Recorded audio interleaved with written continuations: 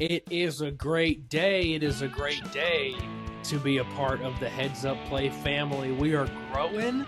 We're Yep. starting to see some little leaves pop out of that dirt. We planted a seed a few months ago. It's taken its time, but I really feel like we're moving on up, guys. We're gaining support on Twitter. We're gaining more followers on Instagram.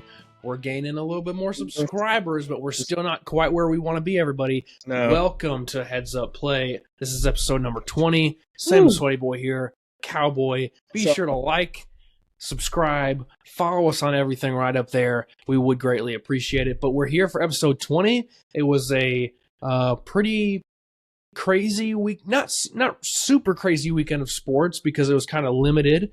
But we're going to talk heavy about the NFL today and the most recent playoff games and the upcoming playoff game, the final one, the Super Bowl here in a couple weeks. Cowboy, how was your weekend? It was good, man. I'm gonna be honest with you. I was kind of unproductive this weekend. I mean, Sunday I was really good. Saturday I watched 3 movies. I watched what's it called Roadhouse. I watched Roadhouse for the first time. That's a badass movie, Roadhouse. Watched Roadhouse. I watched Ocean's 11. And then I watched Welcome Home, Roscoe Jenkins, starring Martin Lawrence and Michael Clark Duncan and Cedric the Entertainer. Pretty One good. is not like the other. No. Well, what did you do this weekend, man? Worked a little bit. Went over to Biloxi, Ooh. Mississippi. Met up with some family. Threw a little bit of bets down. Some did good, some did not do so well. But all around a pretty good weekend for me. We had some pretty wild championship games in the NFL. Let's start off with the first one that we'll talk about, Baltimore and Kansas City. I think everybody on the planet, unless you are From Kansas City. Unless or you're a Taylor Kansas Swift. City fan or you're a Taylor Swift fan, you were pulling for Lamar Jackson and the Ravens. I mean, the whole week leading up to the game, Save we're us, seeing Lamar. Save it us, was Lamar. Please, Lamar, save us. Please, Lamar. If you can hear this, please save us. He wasn't Captain insane- Lamar. He was like Captain America, Captain Yes, Lamar. all the insane edits on TikTok. And I just kind of thought, it's like, this is not going to end well. I was pulling for him so hard, but at the end of the day, Kansas City's defense just, came through. Lamar Jackson had some great plays. I mean, he literally caught his own pass at one point and took it for a first down. He almost took it to the house. He almost broke it. Yeah. If he would have broke it, that probably would have been the greatest play of all time. Yeah, Yes. it was already insane to begin with. But if he would have took it to the house, just imagine. But Baltimore, they couldn't get it done even in front of the home crowd. I've learned to this point, and I'm going to talk about it a little bit later during our Super Bowl talk. Can you really bet against Patrick Mahomes? You can't. He can't get sacked. He literally evades the sack every time. I feel like when you watch Kansas City and they they can't get to him, and it's not because he gets rid of. I don't know. It's like he's 10 steps ahead of the defensive tackle or the cornerback. He's 10 steps ahead of him. Yeah, and the Ravens. Mahomes 30 for 39. 241 passing yards. A good game accuracy-wise, but it wasn't like he was throwing it down the field crazy lengths. They just couldn't stop him. They just couldn't get him sacked, like you said, behind the line of scrimmage. They could not bring him down. If he lets the ball go, well, it's likely that someone's catching it. They didn't have to ball out with Patrick Mahomes. When you have the MVP of the game, Steve Spagnuolo, Spags, he ate Todd Monken's lunch. Ate it. Yeah, he did. Oh my gosh, he was full after that game. Look, the Kansas City defense has been great all season, but you really started to see the offense, which is kind of, I don't want to say struggled to this point, but let me tell you, Travis Kelce, who has struggled this year, for Travis Kelce, he looked like he was 20, he looked like he was 25 again. It looked like he was the rookie year going off. I don't know if he. Do you It has think he to was? be illegal. It has to be I mean, illegal what he does. There's no I don't way know. that you can go all season struggling and get to the AFC champ and just go off. So I want to, this Chiefs dynastic run. I mean, they're going to the Super Bowl for the, fourth year out of 5, right?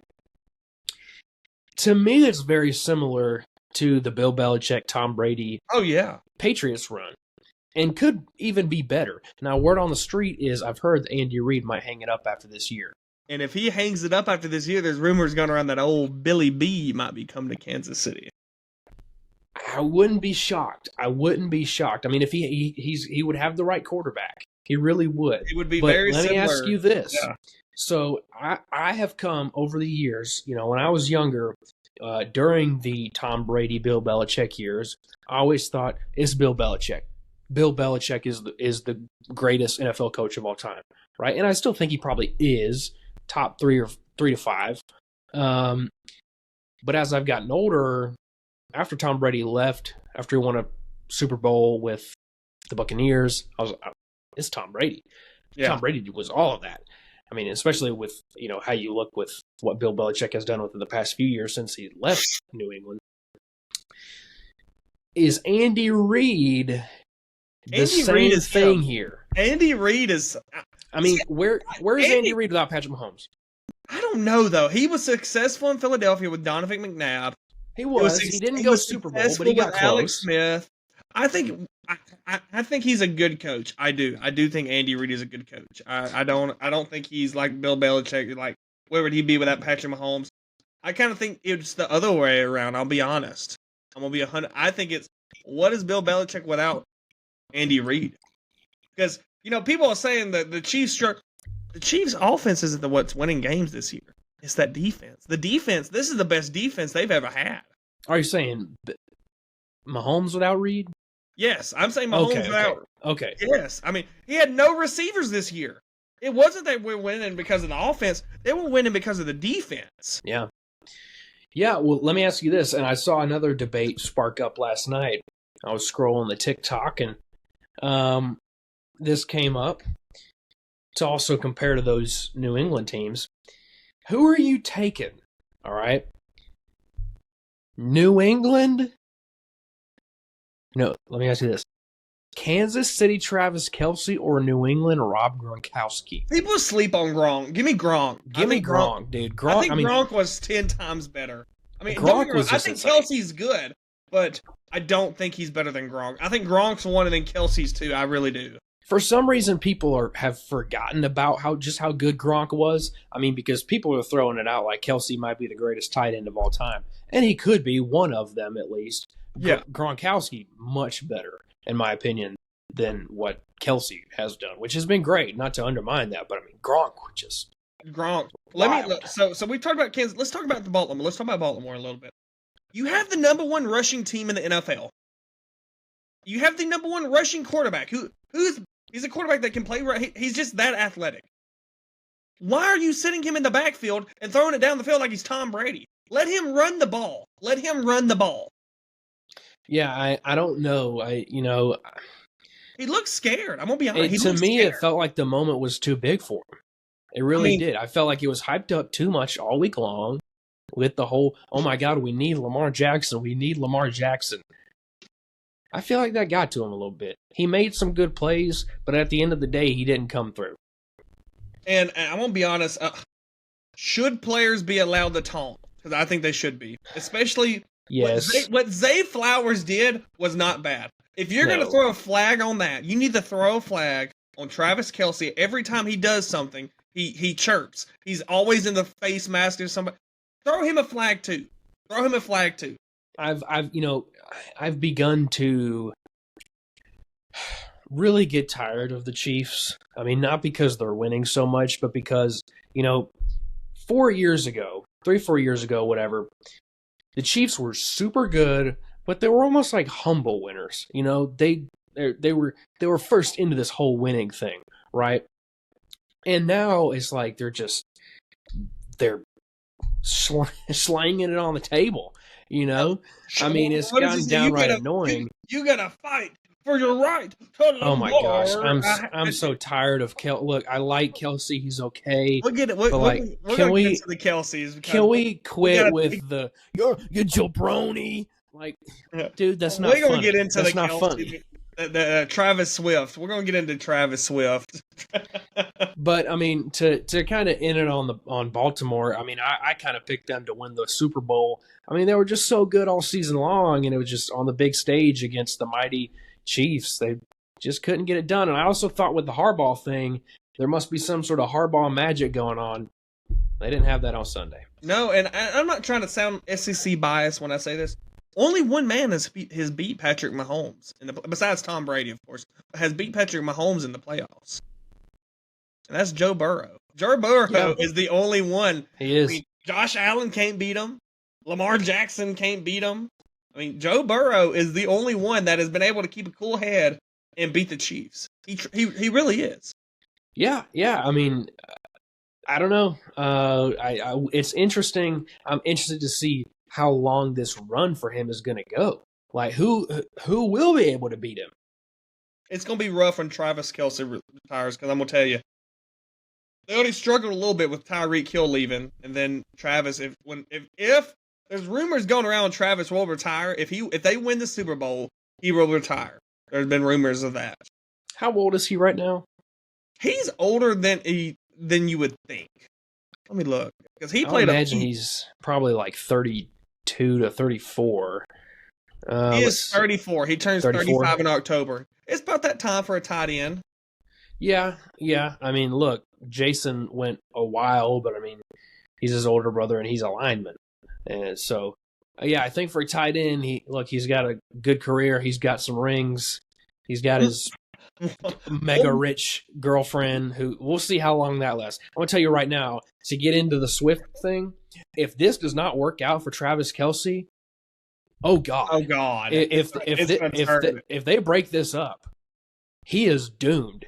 He ain't entering the Hall of Fame. She's gonna prevent him from doing anything. She's gonna write the meanest song to ever come out. It's gonna get 8 billion plays in 2 minutes. It's gonna be crazy. They said since they got together that she has made the NFL. By the way, I don't know how they calculate this, but they said that she has made the NFL, the Chiefs, and the Travis Kelce $331 million more dollars since they've been I just don't understand.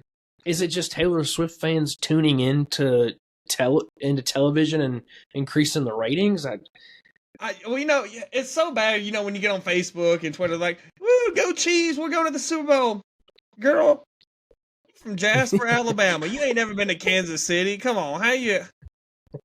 Name one Chief other than Patrick Mahomes or Travis Kelce. I mean, come on now. Tell me about. I mean, can you tell me about how Kadarius Toney got on Instagram Live? I mean, he sucked all year. Did you see this?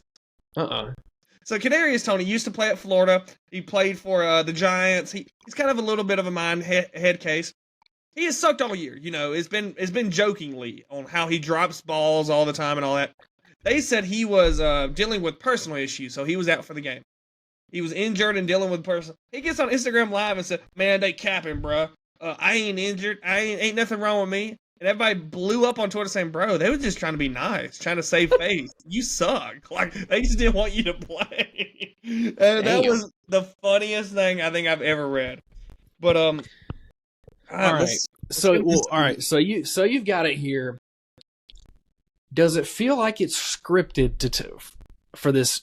Yes. Did it feel like it's scripted for this Taylor Swift Super Bowl? Yes. I do think it did. Do I think? Let me ask you this.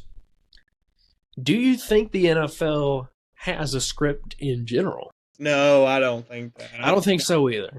I don't think so either, because if the NFL had a script, I think you would be seeing the larger market teams get more success, like the Cowboys. I don't know. If you would see it scripted, you see Taylor Swift in the Super Bowl. But that's what I was about to say. In this case, Kansas City is a small market, but look at the impact. I mean, I'll give her this. I'm not a big Taylor Swift fan. My fiance is a massive Taylor Swift fan. Her music's just kind of boring to me. But I'll give her this. she got some dang money, man. She got some fans. Whatever kind of juju she's throwing in that music, it's working. And I mean, it makes sense. It really does make sense. Have we gotten annoyed by it? Absolutely. You don't have to show her 50 times in a game. I mean, why are you cutting to her so much? I mean, and she don't like it either. I mean, my God, like, come on now. She just wants to watch her boyfriend. You're probably right. She probably does just want to sit up there in the box and watch the game. I put on Twitter, what do you think the line is for the over-under on how many times do they show Taylor Swift at the game? Oh, God. I mean... Or mention it. Oh, I mean, it'll have to be at least like 20. I mean, that might just be a halftime. Let me ask you this. Do you think Taylor Swift has any clue what is going on up there? Do you think she knows ball? I do. People forget Taylor Swift was country. Like, they forget she's country. She's from Pennsylvania. But I think she does. I do you think she grew up an Eagles fan, though? I think it is reported, though, she is coming to the Super Bowl. They did report it. She will make a stop.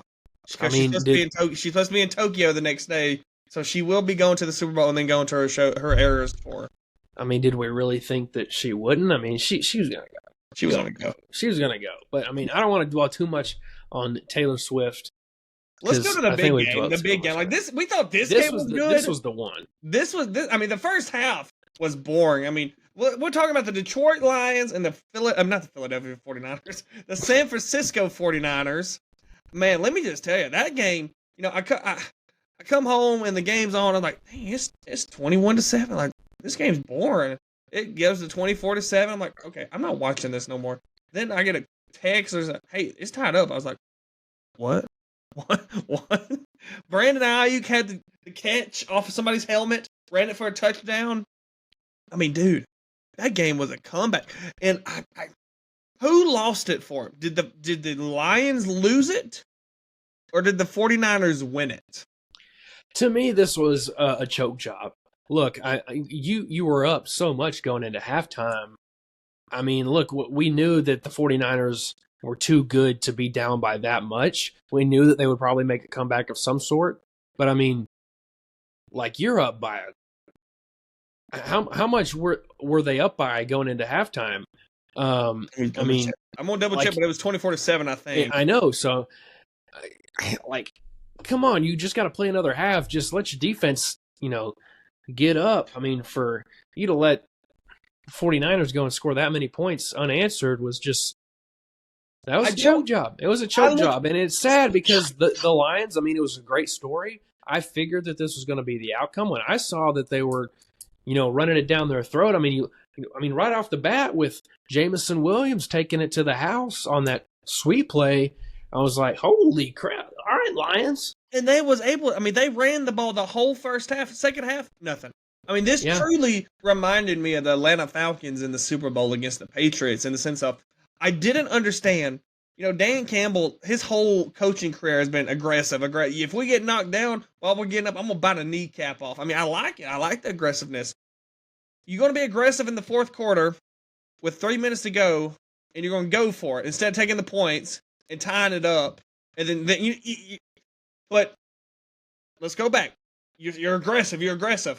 Why at halftime, 10 seconds to go, you're up 21-7. Why not go for the points? Why not go for 7? But no, you're going to kick a field goal. But no, you're going to do that, and then time's going to come in the fourth quarter, and you're going to say, all right, let's go for a fourth down here. Why? Kick the 3 and tie it up. Kick the 3 and tie it up, because if you would have done that, they would have scored, and then you would have scored, and it would have been tied.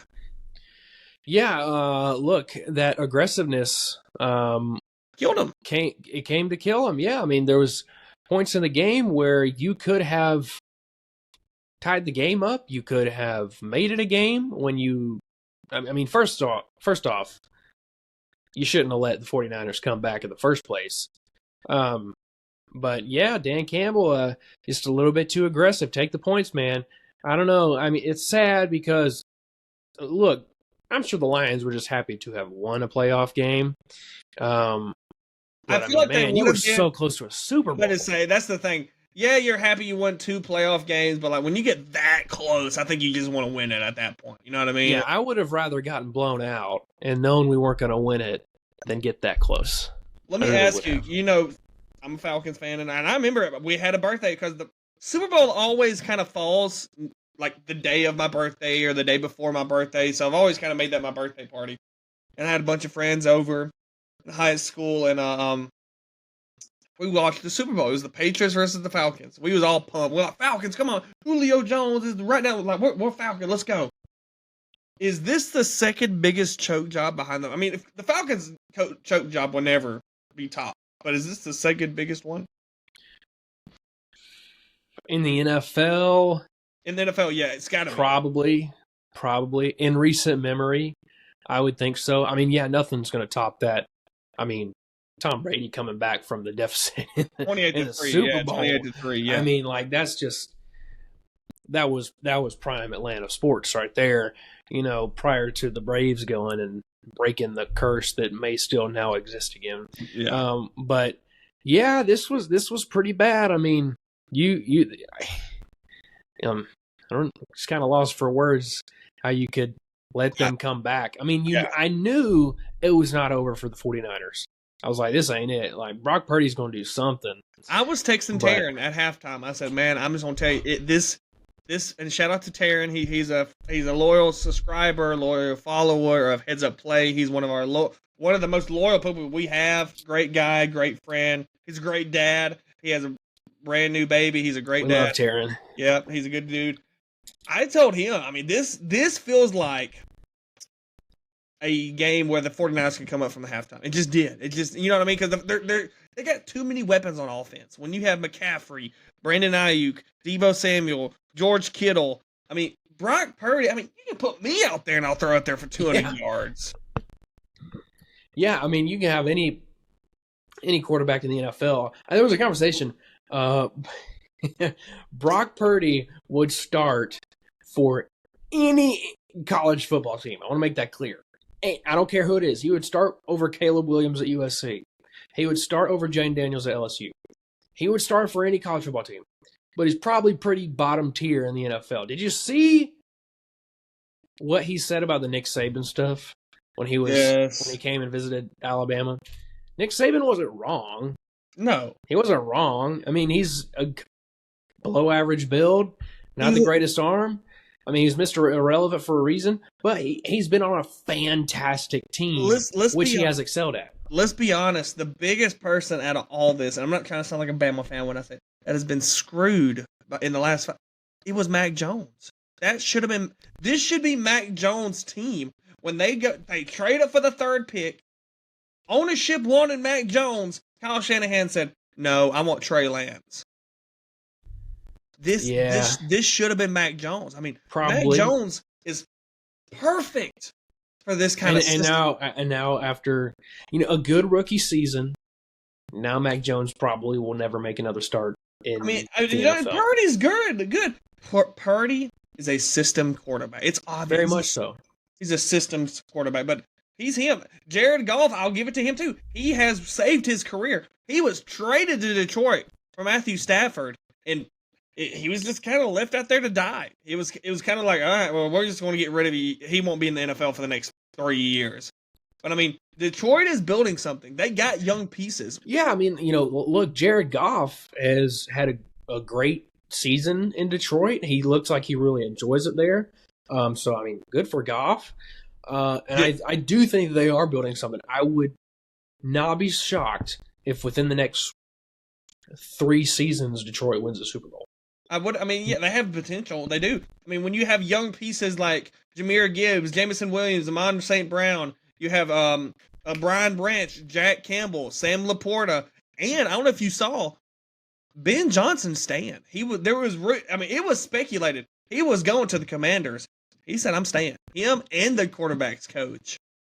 Huge. That's huge. Because they're building something. They really are. I mean, it's a passionate fan base who has been with them for years and years and years. I mean, they've stuck with them despite all the terrible seasons. I mean, in recent memory, growing up, the worst franchises in the NFL were always the Lions and the Browns. I mean, just terrible. But the Lions fan and both fan bases have stayed very, very loyal to both. But Lions fans, I think in particular, have done a great job of just being passionate, waiting and waiting. Eventually, it'll get better, and it has. It has. I just hope this choke job doesn't take away the fact Dan Campbell's had a great year. First year went 3-9. Second year went 9-8. This year went 12-5. This should not take away. He really should be the coach of the year. I mean, as the Lions head, he should be the coach of the year. Yeah, I agree. All right, so Super Bowl time. I mean, we're gonna have a week before the Super Bowl, going into February. But let's go ahead and give our predictions here. Chiefs, 49ers, what you got? Man, let me pull it up right here. Let me just tell you, man. I don't know what's going on. My door, it sounds like someone's banging outside. I don't know what's going on. I like the Chiefs, and you've mentioned it. It's hard to bet against the Chiefs. It really is, but I'm going to tell you, I'm going to bet against them. This is a rematch for the 49ers and the Chiefs about 2 or 3 years ago. Mm-hmm. I loved it. George Kittle, he's on the sideline. He's mic'd him and said, I'm going to be back here. I will not deny that of myself. I will be back here. I like that better than the Stephon Diggs looking at everybody celebrating. Yeah. Like, this is just dumb. That's so overplayed now. Stop doing that. But give me the 49ers 31-28. I think those offensive weapons are going to be too much for Kansas City's defense. This ain't Lamar Jackson. This is Kyle Shanahan. He's been to the big time 2 or 3 times. He can do it. I really like this defense against Kansas City's offense. People forget San Fran's got a defense too. I mean, they got a defense. They do. Yeah.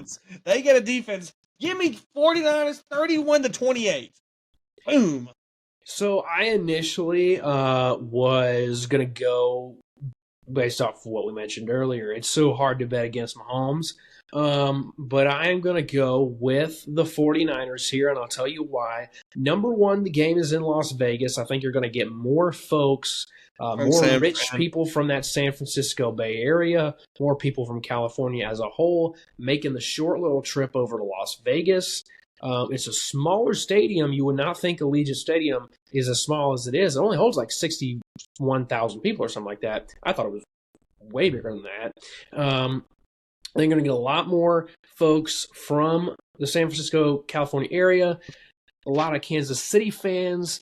If they're going to go to a Super Bowl, they've already been within the past few years. Yeah. If they can afford it. I do think that Kyle Shanahan is the best play caller in the NFL, and I don't think it's particularly close. I do think that with McCaffrey, with Kittle, I just think the offense is too much. And like you said, I'm in agreement with you here. The defense is also very good. Give me the 49ers. I don't have a score. I will go 28-17. You got 28-17. A little. I don't think it's going to be. I think it'll be closer than what the score says, but at the end of the day, I think it'll be 28-17. 49ers, I'll probably come to regret that. Patrick Mahomes is probably watching. I know he does. And he's going to want to just say, look, I'm going to show these heads-up play guys who I am and who I am as a boss, and he's going to win it. But give me the 49ers. Let me ask you the big question everybody wants to know. What color Gatorade is going to be thrown on the head coach? Purple. Give me orange. Either I was thinking orange is my second. I was thinking maybe go along with the desert theme, like a sunset, purple and orange. Maybe it's both. Who knows? How do you think they did with getting Usher as the halftime show? I feel like that's old. Right. Yeah, the halftime shows have been getting worse and worse every year, to be honest. I don't know. I'm going to be honest. 2 years ago when it was in Los Angeles. That one was good. When you had all those... You know what? Let's hold this as the question, as one of the questions at the end. Okay. All right. So that'd be a good question of the day, because okay. we can get into this. We can get into this, because I can talk about this for a little bit. But let's talk about a little bit of a college hoops. And before we kind of get into college hoops, something it's not on the script because it's kind of progressed. It's kind of broke in the last couple of hours. And I'm trying to be, I'm not trying to be biased when I say this, but as an Alabama fan, I'm laughing. Tennessee Volunteers boom, have been under investigation for NIL recruiting. What are your thoughts on that? So I haven't dug too deep on it. I do know that it has a lot to do with their quarterback situation. Nico Iamaleava, I'm probably mispronouncing that, but it's NIL violations from what I've seen across all sports. I could be wrong on that, but it has a focus on Nico here, who has shined. They have big hopes for Nico Iamaleava. I mean, he went off in their bowl game this past, a few weeks ago. So this could be bad. Some of the things that I'm reading, the expectation is that they're not going to get hit too hard. But man, Tennessee, look, Alabama, and again, not to go off the rails as Alabama fans, but in the early 2000s, Alabama got the death penalty. We did, yeah. And let me tell you, a certain somebody from Tennessee named Philip Fulmer wanted to destroy the University of Alabama athletic department. And look what's happened now. I mean, with the Jeremy Pruitt stuff and now this, Tennessee, you've gotten what's come for you. Tennessee's so stupid. They use Burger King bags instead of McDonald's bags, thinking that nobody would notice. Speaking on Tennessee, their day just got worse. They have been upset by the South Carolina Gamecocks at Tennessee. 63 to 59. Let's get into some college hoops. We was going to predict this game. We were supposed to. I don't know why I even wrote these games in. But let's talk about it. 63-59, the Gamecocks. Golly, how are they not in the top 25? They are a top 25 team. 18. I mean, they beat both Tennessee and Kentucky. At Tennessee. Alabama just got steamrolled in Knoxville, and you go in there and upset number 5 Tennessee. They beat. They might be one of the best teams. They might be the best team in the SEC. They really. I mean, let's just go down the list here. They really might be the best ACC team. They really might be.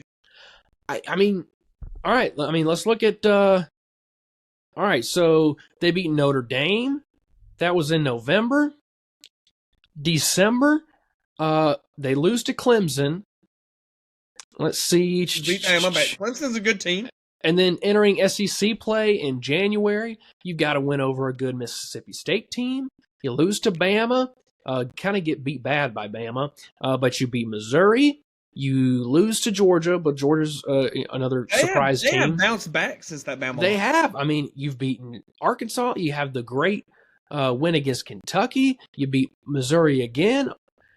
And now, I mean, these are some really good quad one wins for the Gamecocks. This shows as Tennessee, though, they are nothing without Dalton. They have nothing else besides Dalton Knecht. Knecht had 31 points. 31 of 59 was all Dalton Knecht. That's all. Yeah, no, you're right. Look, I mentioned him the other, an episode or two ago. He's Marshall Henderson 2.0 from Ole Miss. I mean, he's scoring 30 points a game on average. You're right. I mean, without him, if he gets injured, Tennessee is in trouble. Oh my gosh, it's bad. So that's a huge loss for Tennessee, but a huge win for South Carolina. I just got them a quad one win. I mean, I don't see how they don't make the playoffs now. I mean, the March Madness. They'll be in the tournament. They'll be in the tournament based on record alone. I mean, if they continue to play at the pace that they are. Yeah. Well, let's go to this next game tonight. It's just started. It's the Egg Bowl of basketball. The EBOB. Yeah, there we go. Mississippi State at Ole Miss.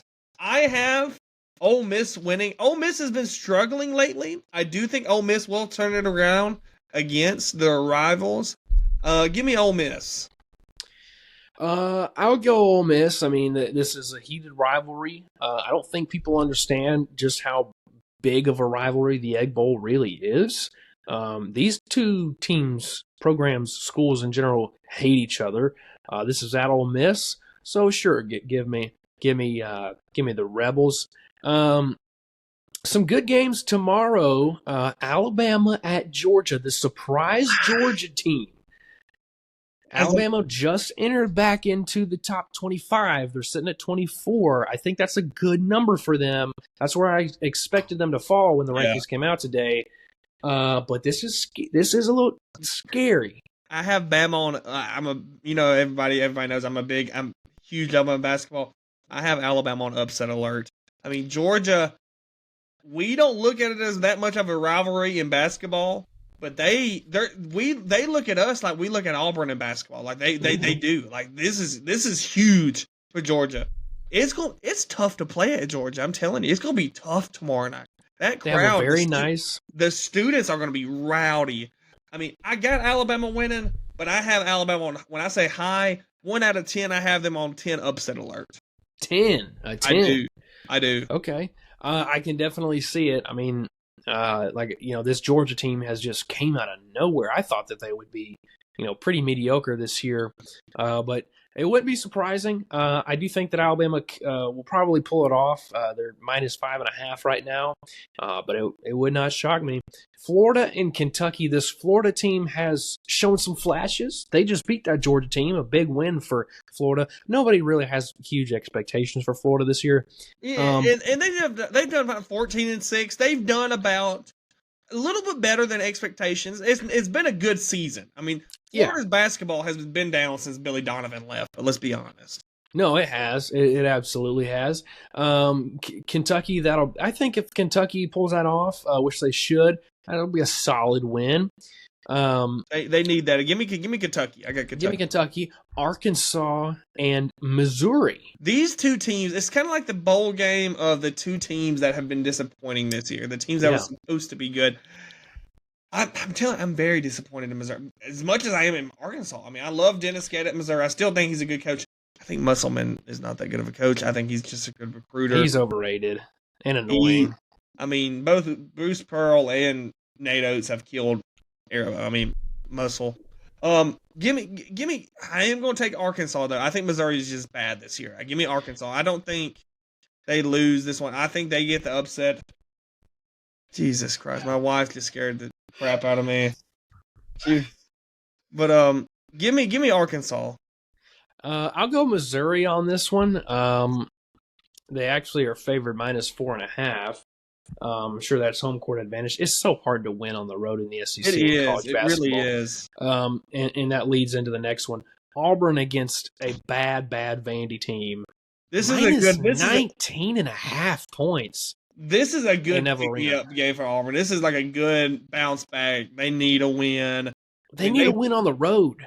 I mean, from what we've learned, really the past few seasons under Bruce Pearl, ever since this whole Neville Arena, the jungle thing has exploded, I'll give them credit. Right now is probably the best environment in college basketball. It really is. It's up there. It's up there with Duke and all. Yeah, it's like up there with Duke and Kansas. The Blue Bloods, yeah. And I think in the SEC, it is the best. I mean, better than Kentucky. I agree. But they need a win on the road, man. From what we've learned, it's like, okay, you're fantastic at home, but is that just because of the crowd that you've got? Because you can't seem to win much on the road.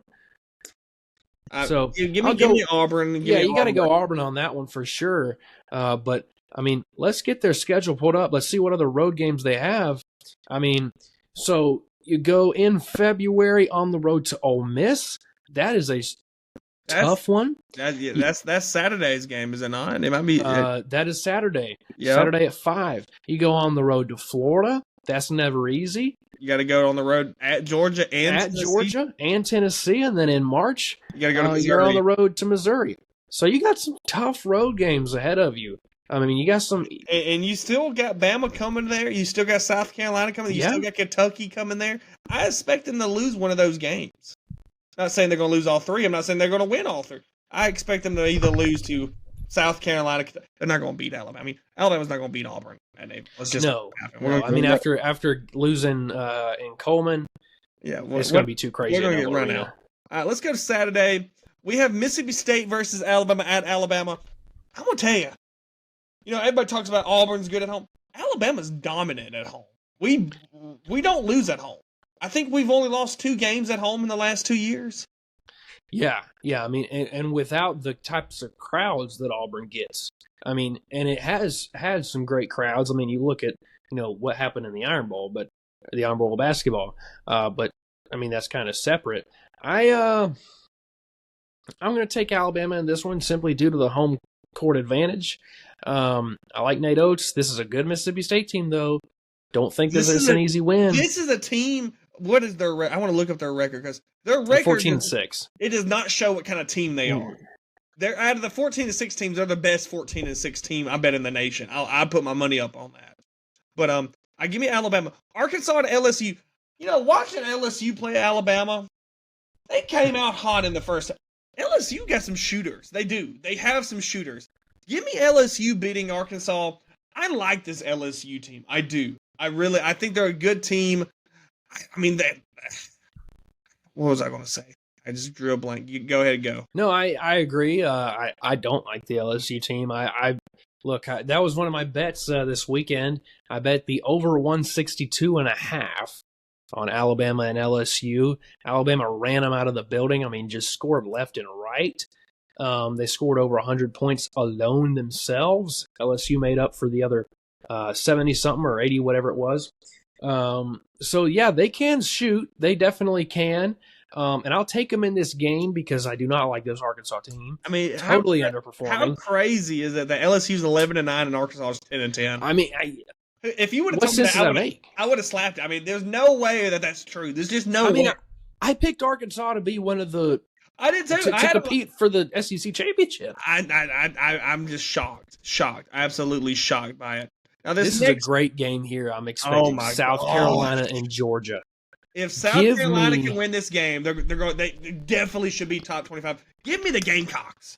I agree. Give me South Carolina. I think they have a mojo about them. I really like their coach. I mean, you saw their coach come out today and said, the women's basketball team is the best basketball team in the country, men's or women's. So when he knows his place, he knows who wears the pants in South Carolina. I don't know. Give me the Gamecocks as well. I like it. Big win on the road. And these two teams, I mean, I truly think these two teams, and along with Ole Miss, they've been the best team, like surprise teams in the SEC.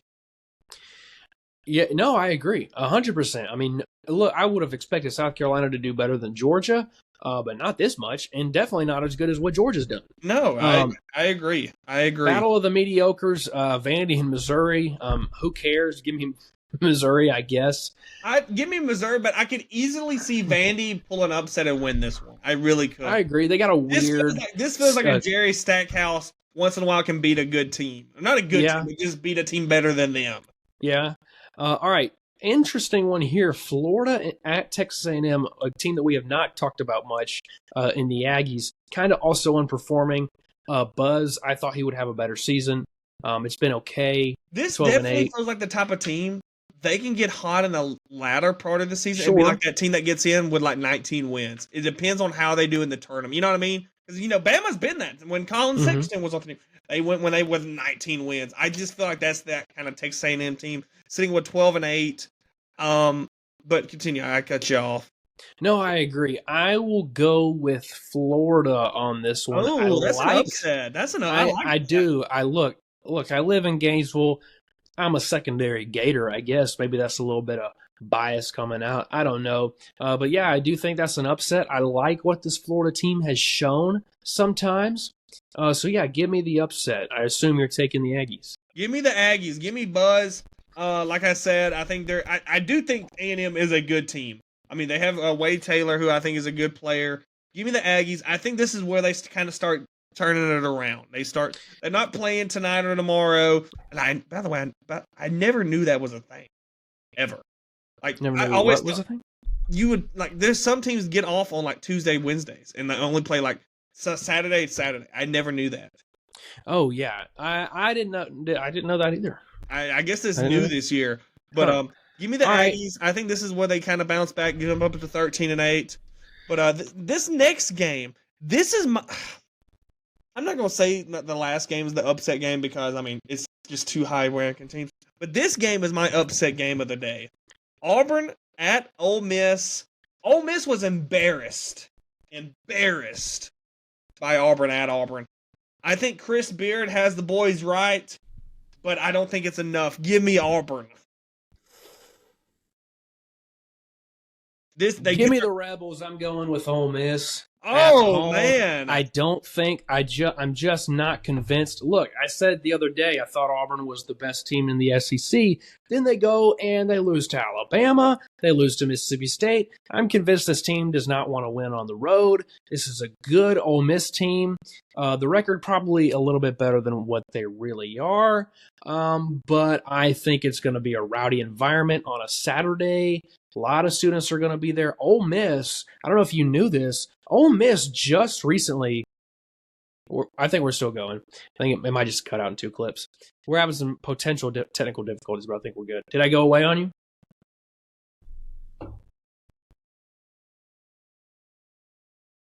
It's still recording on my end. Whatever, we'll keep going. If we're screwed up, then we're screwed up. All right. We'll see how we're going. But anyways, all right, so where was I at? So Ole Miss, I'm convinced Auburn can't win on the road. I think, here's where I was going. So Ole Miss, I don't know if you knew this, but because of the snow and everything that came in like last week or the week before, they just decided not to start classes. They already started.